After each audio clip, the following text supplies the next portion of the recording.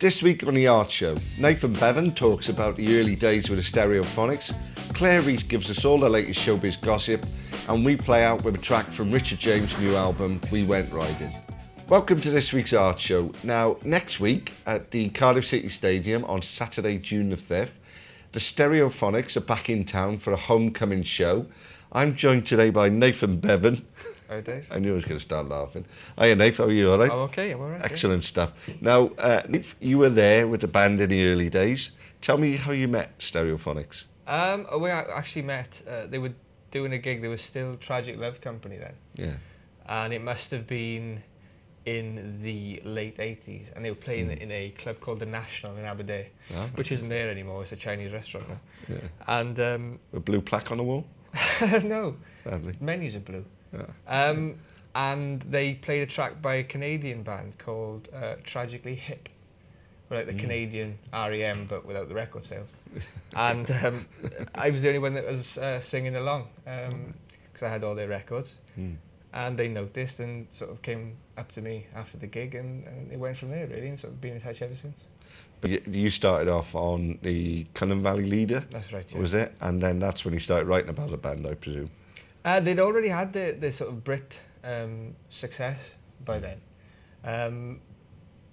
I sort of knew the band in the early days before I even got into journalism, when they used to sort of make their first forays to London and play little toilets in here and there. They'd end up coming back to my place. I was in uni there at the time, and they'd end up crashing on my floor. Okay. So what sort of venues did you see them in? What sort of gigs were you talking about? Some quite scary ones, actually. The first one they ever did was a place called the Amersham Arms in New Cross in South London. Right. Which was... an interesting area. Yeah, it was nice. I mean, you just turn left at the burned out car and that kind of sort of thing. Yeah. But yeah, they were some of the best gigs I ever saw the band do, to be honest with you, because they were almost like a punk band back then, because they just had tremendous energy. You know, it really sort of made them really memorable performances. Yeah, sure. And I guess that, you know, you kept in touch with them crashing on your floor or whatever. I mean, you saw them right at the ground floor, I guess. Did you go out and party with them a lot in those days? Well, there was one gig that they did that we ended up going to a gay club afterwards. We didn't know it was a gay club. It was... How did you not know it was a gay club? Well, well, you know, we're boys from Carmarthen. There's not a big gay scene in Carmarthen. That's a fair point. But we went back to a place called the Hanover Grand, and it was Pop Stars Night, which was a club night. Yeah, we kind of realised when we walked through the door and there was lots of guys in feather boas or being extremely friendly with each other that we weren't in Kansas anymore. Although there were quite a few Dorothys there. And after that, they had a manager at the time, a guy called Gil, who I think worked on a market selling sunglasses, knockoff sunglasses. And he had an office above a lock-up garage just off Bond Street, I think, which sounds a lot grander than it actually was. It was it was a pokey little place, with a toilet with no running water upstairs. So we all went back there a bit paralytic, probably beyond any sort of help of Nurofen or anything, and just crashed out on the floor. I was lured back there finally by Stuart Cable, who obviously the drummer at the time. And he offered me a sleeping bag, but what actually turned out to be was two manky yellow curtains, inexplicably covered in sand, out the back of the van he used to deliver school dinners in. How bizarre. It made for a difficult night, to be honest. Yeah, I could imagine. I mean, to see them now coming back all these years later to Cardiff, I mean, they've had a phenomenal career, haven't they? You know, from... What do you think of their success? Truly deserved it?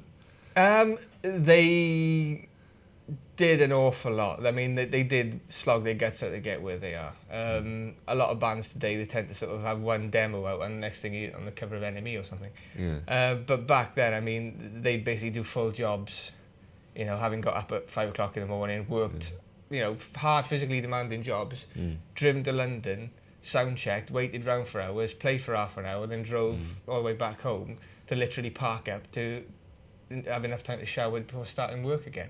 And they did that for years. So, you know, they really worked hard to get where they are.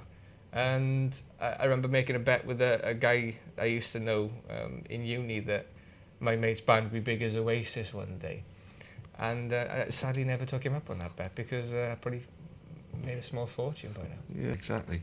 That's great, Nate. Thanks very much for your tales from the early days. Appreciate it. That's the ones I can tell you about. Now it's over to Claire Reese with all the showbiz gossip.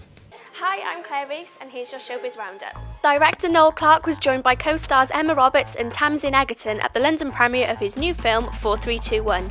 It tells the story of 4 dysfunctional women who unwittingly become embroiled in a diamond heist. Clarke wrote the script after a movie exec told him he couldn't write female characters. It's being billed as a concept that will change films forever.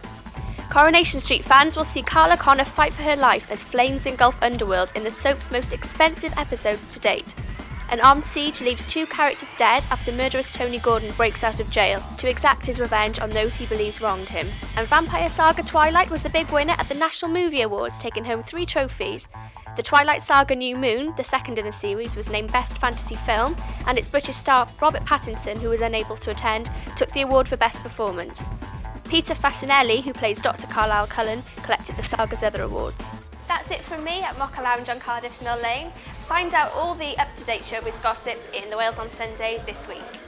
Thanks for that, Claire. Now, we play out this week with a track from Richard James, the ex-Gorky zygotic monkey man, who popped into our studios last week to play a few tracks for us live, which you can see on Wales Online. This is a track from the session. It's called We Went Riding, which is also the name of his new album. We'll see you next time. Show me where to go.